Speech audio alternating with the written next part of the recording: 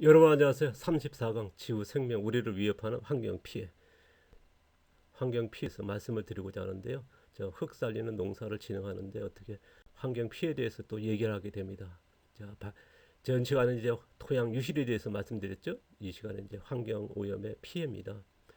흙 살리기 전에 이걸 꼭 알아야 되고요. 그래서 이걸 내용이 뭐 전 시간에도 그랬습니다. 조심스러운데 이 시간은 더 조심스럽습니다. 그렇지만 이게 이거는 꼭 알아야 되고요.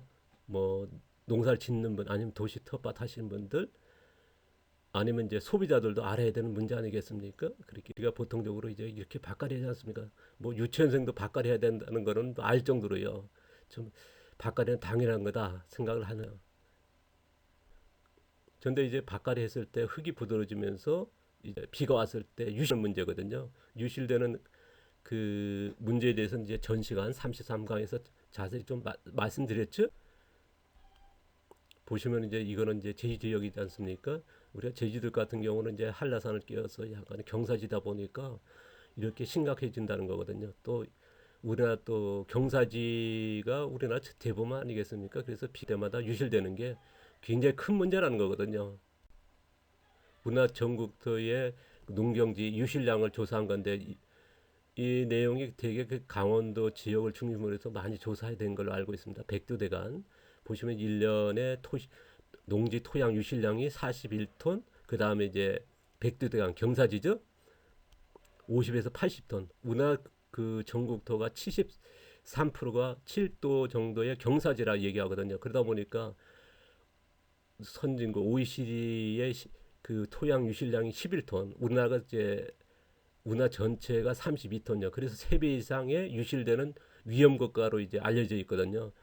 근데 이제 1년에 유실되는 41톤이 몇 cm냐면 3cm라 그럽니다. 1년에 3cm가 쓸려간다.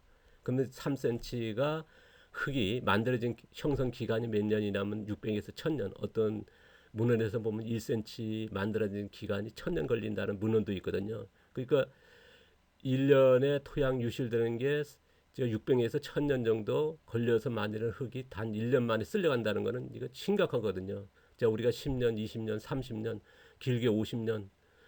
그러니까 앞으로 50년 후에 100년 후에 어떨까요? 이 문제는요. 우리 다음 세대의 문제입니다. 뭐 여러분들 우리 그 자녀분들 우리 다음 세대의 아이들이 살아갈 그 땅 아니겠습니까? 이 문제를 이제 우리가 심각하게 안 받아들인다는 거는요. 좀 정말 뭐랄까요? 안타까운 일이죠. 그 이상이죠. 보면 이제 비가 왔을 때 쓸려가는 거 아니겠습니까? 유실 문제인데 문제는 뭐냐면 이제 토양만 쓸려가는 게 토양에 쓸려갈 때 같이 이런 비료 퇴비가 우리가 지금 옛날의 퇴비와 달라져서요. 지금 퇴비는 뭐냐면 이제 작물을 키우기 위한 이런 발효 부식 퇴비거든요. 그러다 보니까 입자가 작다 보니까 이제 바깥에서 토양 속에 집어넣더라도 비가 왔을 때 쉽게 쓸려가는 탭입니다. 그래서 화학비는 그나마 녹아서 토양 속에 이제 염료라서 축적이 되는 거고요. 요거는 뭐냐면 이제 토양 속에 그대로 있게 되거든요. 그러니까 비가 토양에 쓸려갈 때 같이 쓸려간 그런 그 유실량이 더 심각해진다는 거 얘기거든요. 그래서 이 문제를 이제 짚고 넘어갈 정도로 굉장히 사용량이 많지 않습니까? 우리나라의 그런 전국토에 농경지에서 사용하는 그런 퇴비양은요. 그 퇴비 사용량이 큰 통계도 없습니다. 화학비는 그나마 통계들이 있는데요. 보시면 이것도 퇴비에서 쓸려가는 흔적이죠. 자, 이렇게 화학비를 뿌려서 이제 바깥에 하더라도 이제 비가 왔을 때의 쓸려가는 양이 적지 않다는 거거든요. 이거는 이제 우끄러면 화학비를 뿌린 거죠. 근데 이제 이렇게 고랑이 돼 비닐 멀칭하고 고랑하다 보니까 빗물들 어디 모이겠습니까? 고랑은 모이거든요. 그러니까 그 빗물에 쓸려갈 확률이 굉장히 높아지거든요. 있는 문제거든요. 여기는 이제 교육 갔을 때에 사진을 찍었었거든요. 근데 제가 2년 후에 또 교육을 갔는데 또 그대로 이렇게 하고 있더라고요. 또 사진 찍어서 이제 정말 안타깝다 해가지고 지역 그쪽에 교육할 때 영상으로 제가 사진을 이제 보여준 적도 있는데 이 문제는 여러분들의 문제니까 어떻게 해결하셔야죠. 또 얘기한 적인데요. 또 이 지역하고 몇 킬로 안 떨어진 곳에 또 문제입니다. 또 이 사진도 이제 그때 또 영상에서 이제 보여드리면서 또 안 바뀌었습니다. 여기도 마찬가지고요. 이든 여러분이 갖고 가야 되십니다. 그런 건데 여기는 이제 친환경 유기농 지역인데 보시면 이제 이런 노출된 거, 이거 제주도에 쓸려가는 문제들, 비가 왔을 때 쓸려가는 문제죠. 이건 하천의 차이가 나죠. 그러니까 이런 유기물들 우리가 농경지에 유실되는 것만이 아니라 그런 축산 아니면 이제 도시 생활 아니면 공단 여러 개들이 이제 하천으로 쓸려가는 건 당연하지 않습니까? 근데 하천에 쓸려가는 양이 많았을 때가 문제거든요. 이게 보시면 이제 모래가 이제 하천을 완전히 뒤버린 거죠. 근데 문제는 뭐냐면 거기에 하천에 살고 있는 그 사는 곳까지 완전히 이제 덮어버리는 거죠. 이런 소 같은 건 뭐냐면 이제 서식하는 고기들이 산란 장소 아닙니까? 그리고 머무는 곳이고요, 피난처고요. 그런데 이게 이제 전부 다 메꿔버리는 거거든요. 그래서 지금 굉장히 그 심각한, 특히나 이제 백두대간 쪽의 하천들은 이제 이 문제에 대해서 굉장히 심각하게 보고 있거든요. 왜냐하면 이제 이런 내프팅원 대용은 모래가 이제 쌓여가지고 내프팅을 못할 정도 돼가지고 그쪽 관광 산업에 크게 이제 영향을 끼친다는 그런 목소리를 내고 있고, 이게 비가 쓸려왔을 때 하천의 문제는 이제 심각하죠. 이거는 이제 우리가 사회 공로나 농업의 문제만이 아니라 이제 토양 유실됨으로써 이제 농경지의 흙이 감소하는 문제도 있습니다만은 이제 농경지의 황폐화, 그 영양이 유기물들이 쓸려가는 거죠. 그때 또한 뭐냐면 이제 우리가 그 하천과 강의 연안 해안으로 이런 그 문제가 되면서 이제 우리나라 전 국민의 문제거든요. 그러니까 지구 환경의 문제고, 그래서 다음 세대까지 일으키는 건데요. 보시면 이제 녹조의 문제거든요. 그래서 녹조에 대해서는 이제 여러분이 너무나 잘 아시는 내용인데요. 근데 이제 녹조가 원이 뭐 이런 유실돼 가지고 어떻게 문제냐. 근데 이제는 그 얘기를 할 필요도 없는 것 같습니다. 몇 년 전만 해도 제가 교육을 할 때 이의 거시는 분들 계셨거든요. 근데 이제는 다 바뀌었습니다. 왜냐하면 이런 수많은 논문들이 나왔기 때문에 입증을 하고 있거든요. 그래서 녹조 발생 원인이 뭐냐면 이제 농경지를 아까는 유실되는 거 아니면 이제 과수 뭐 아니면 이제 축산 아니면 도시 공장 각종 유해물들이 있을 거 아닙니까? 비가 왔을 때 쓸려가서 어디 갑니까? 하천으로 가는데 그게 당연하게 그렇게 유입되는 건 맞는 거거든. 영양원이 되는 건데 과다 유입되다 보니까 과다 발생하는 거고 이제 발생해서 이제 흘러다 보니까 거기에 오염원이 돼버리는 거거든요. 그래서 문제가 되는 거죠. 옛날같이 이제 그런 유입이 덜 됐으면 이제 이게 그 순환적인 굉장히 올바른 이제 순환의 개념이었는데 지금은 과다 발생이라는 거거든요. 과다 유입된다는 거거든요. 그러다 보니까 이제 온도가 올라가면서 거기에 그 유입된 유기물을 분해하기 위해서 미생물이 증가하는 거거든요. 온도가 올라간다는 것은 또 일정이 높아가니까 더 미생물들이 증가하겠죠. 그런 조류들이 증가하게 됩니다. 왜냐하면 이제 그 영양원으로 해서 살아가는 미생물들이요. 왜냐하면 영양원이 많으니까 더 미생물들이 활발하게 조류들이 폭발이 증가하게 되고요. 그다음 물이 정체가 되다 보니까 이제 뭐냐면 이제 자연적으로 산소가 유입되는데 산소가 덜 유입되고 그러다 보니까 이제 산소 부족을 겪게 되는 거거든요. 옛날에 보면 이제 하천들이 보면 돌과 그런 수초들이 나무들이 있어가지고 물들이 이렇게 흘러가면서 부닥치면서 산소 발생도 많았거든요. 그런데 이제 그런 지금은 이제 그런 것들 딱 제거돼서 이제 생태 하천을 일자로 만들어 버리지 않습니까? 그런 것도 있고요. 그러다 보니까 이제 너무 많은 유입된 데다가 그러다 보니까 부영화가 일어나는 겁니다. 영양 과다가 돼버리는 거예요. 자, 좋은 영양이 이제 너무 많아다 보니까 또 산소 부족하게 되고요. 그러다 보니까 이제 산소가 부족해도 살할 수 있는 남조들이 증가하는 겁니다. 그 남조들과 바로 그런 녹조거든요. 그래서 뭐 이렇게 얘기하면 틀린지는 않습니다. 이제 거기에서 이제 미생물 종류까지 얘기하면 또 힘들어지고요. 너무 시간이 걸리니까 어쨌든 이렇게 발생하는 문제거든요. 이게 녹조만 아니라 적조도 같은 현상이거든요. 그래서 우리가 토양 유실 아니면 비료 퇴비만이 아니라 공장 아니면 축산의 축산 분뇨, 야적한 것들 아니면 가정의 그런 각종 아니면 도로에 도시에 이런 공단의 각종 물질들이 하천으로 유입되면서 발생하는 전체적인 문제입니다. 그러니까 우리 사회의 전체적인 문제거든요. 도시의 문제고요. 그래서 이거를 우리 농업에서 농업의 문제를 뭐가 있나 이걸 인식해야 됩니다. 그 어떤 교육가니까 뭐 그런 말씀하시더라고요. 양식장의 문제입니다.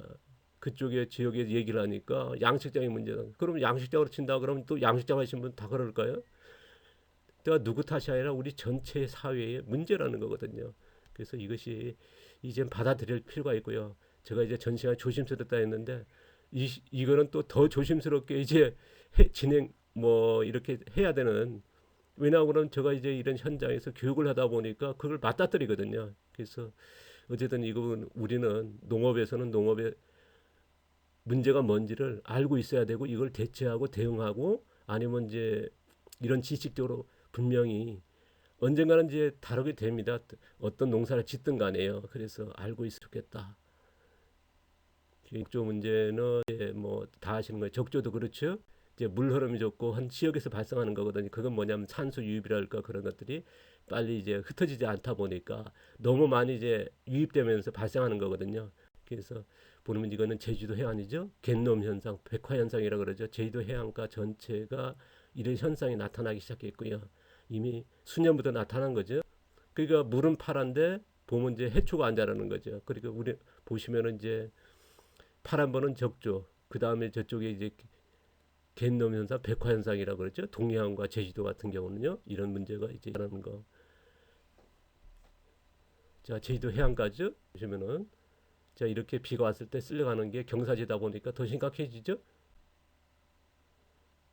제가 이제 살고 있는 지역에 이사 온 지가 10몇 년인데요. 여기가 제가 이제 계속 관찰하는 지역이 있습니다. 지나가면서 이제 그쪽을 지나다니다 보니까 제가 이사하고 나서 이걸 보고 나서 깜짝 놀랐거든요. 도로변인데 이게 파예요.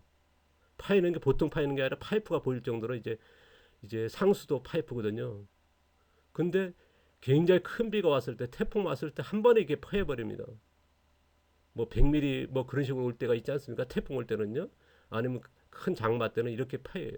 그러면 이거를 도로 가다 보니까 차들이 많이 지나가거든요. 그러니까 메꿉니다. 메꾸는 게 1년에 어쨌든 몇 번을 메꿉니다, 제가. 그러니까 이게 충격받아서 제가 사진을 찍기 시작했는데요. 보시면 이제 제가 몇 년에 걸쳐 사진들이 여러 장 가져 있거든요. 제가 이제 보관하고 있으니까요. 보시면 이렇게 메꿉니다. 메꾸면 또 다시 큰 비가 오지 않습니까? 태풍 지나가면 또 큰 비가 왔을 때 보면 또 쓸려가요. 쓸려가면 이제 또 메꾸고요. 왜냐하면 도로 가다 보니까 너무 위험하다 보니까 이게 반복되는 겁니다. 근데 최근에요, 몇 년 동안은요, 한 번도 안 쓸려가요. 희한지죠. 같은 지역인데 뭐 여기서 다른 것 변화된 건 전혀 없습니다. 물이 더 쓸려가면 쓸려가고 그런 노출됐는데 전혀 안 쓸려가거든요. 무슨 일이냐면 왜 쓸려갔냐 그러면요, 제초제를 해버렸어요. 그러니까 흙을 잡아주는 그것도 전혀 없었거든요. 그러니까 제초제 뭐 봄만 되면 제초제합니다. 풀만 조금 자라면 제초제 버려요. 그러니까 비가 올 때만 이렇게 쓸려가기 시작해야죠. 굉장히 파여버리는 거거든요. 이건 조금 비 오니까 이렇게 파인 거고요. 큰 비가 오면은 이제 이게 약간 건너편이 이게 하천이고요. 이게 약간 이제 이렇게 곡선이지 않습니까? 그러니까 비가 오면 일로 지나가서 밑에 가면 이제 하천으로 흘러들거든요. 근데 태풍이라든가 큰 비 왔을 때 쓸려가면은 또 하는데, 근데 최근에 몇 년 동안은 이제 제가 일주일 전부터 지나가면서도 쓸려간 흔적이 전혀 없고요. 몇 년 동안 뭐 쓸려가 본 적이 없는 것 같아요. 그런 이유는 뭐냐면 이제 제초제를 안 합니다. 몇 년부터 누군가 뭐 제초제 누가 했는지 모르겠으면 제초제 안 하기 시작해요. 바로 이 석축 위에는 이제 농사를 짓거든요. 그러니까 제초제 안 하니까 뭐냐면 풀들이 흙을 잡아줘요. 그러니까 흙이 유실이 안 됩니다. 제가 일주일 전에 보니까 그 예축에서 풀을 배웠더라고요. 그러니까 이게 몇 년 전부터는 이제 제초제 안 하고 풀을 베기 시작하는 거, 아니면 이제 풀을 그냥 놔두니까 쓸려간 적이 전혀 없다는 거거든요. 그래서 농사 지으실 때 무슨 얘기 하시는지 이제 전 시간에 지금까지 강의 들으신 분은 아실 겁니다. 그래서 우리가 농사 방법이 굉장히 중요하다. 이 도로가도 이런데요. 그래서 농사 지을 때 이제 제가 이제 제시하는 게, 이렇게 바깥의 농사는 굉장히 위험하다. 지금 전 세계 농업이 이렇게 지금까지 이렇게 왔지 않습니까? 우리나라 농업이 대부분이 지금 뭐 99%할 정도로 이제 바깥에 하는데요. 근데 전 세계 그런 선진국 농업들, 브라질이나 미국 같은 경우는 이제 이런 식으로 간다는 거죠. 100헥타, 1000헥타도 바깥에 한 번 안 하고 씨앗만 심는, 이게 유기물 멀칭이죠. 그러니까 우리는 보통 뭐 작게는 한 번에서부터 세 번, 네 번까지 이렇게 콩과 돼지벨 같은 경우는 이제 콩 심기 전에 한 번, 그 다음에 심고 나서 이제 북주기 하면서 두세 번 더 하거든요. 근데 지금 꽃 같은 재배인데 지나가면서 씨앗만 톡톡 심은 거거든요. 바깥에 전체 안 하고. 그리고 비가 왔을 때 쓸려가는 게 아니라 빗물을 저장할 수 있는 능력이 있지 않습니까? 쓸려가는 건 뭐 다 막기도 하고. 이런 농업이 가야 된다. 지금 그래서 제가 이제 4그룹이라 그랬죠? 전 2그룹 농사에서 4그룹 가야 된다. 지금 화학농도 4그룹, 친환경이나 유기농도 4그룹 가야 된다. 자연농도 마찬가지. 자연농도 뭐 2그룹까지 나왔지 않습니까? 자연농이라 해서 뭐 자유롭지 않다. 자연농도 2그룹 같이 농사 지으니까요. 그래서 이런 4그룹에 가야 되는데 이게 그 농업의 문제만 아니라 음식 문화, 뭐 음식이 재료가 바로 이 농업에서 나온 거니까요. 그 다음에 소비자들도 뭐 다 먹거리가 이제 이런 농업에서 나온 거 아니겠습니까? 그래서 제가 이제 인류 문화 중심의 농업 회복이라 한 거는요. 제가 농업이 우리 사회의 우리 문명의 굉장히 중심이거든요. 그 문화의 중심이 농업이고 농업에 의해서 지금의 문화가 형성된 거거든요. 그 문화의 뜻이 뭐냐면 경작하다, 재배하다입니다. 그러니까 농업이라는 농부라는 거는 굉장히 가치가 있고 굉장히 자부심을 느끼게 하고 부끄러움이 없어야 된다 생각해요. 이런 것들이 정말 회복하지 않고 그대로 갖고 간다는 건 뭐냐면 그만큼 우리가 뭐냐면 가치라든가 그런 것들이 우리가 스스로가 떨어뜨리는 행동이 아닐까. 저는 이제 그렇게 생각합니다. 좀 그렇지 않다 분도 계실 건 모르겠습니다만 조심스럽습니다만은 어쨌든 그 문화의 뜻은 뭐냐면 이제 경작하다, 재배하다다. 그러니까 농업이 정말 이제는 회복해야 하지 않겠습니까? 올바른 쪽으로 가시면서 좀 소비자들에게도 이런 말씀을 해주시고요. 또 소비자들이 이걸 받아들여야 되고요. 또 인식을 해야 되고요. 그래서 갖고 가야 될 문제다. 다음 세대까지 문제이기 때문에 다음 시간은요. 이거보다 더 심각한 문제도 될 수 있는 또 하나의 그 문제를 가지고 또 얘기하겠습니다. 다음 시간 이게 경반층인데요. 다음 시간에 또 뵙도록 하고요. 오늘도 감사하고 고맙습니다.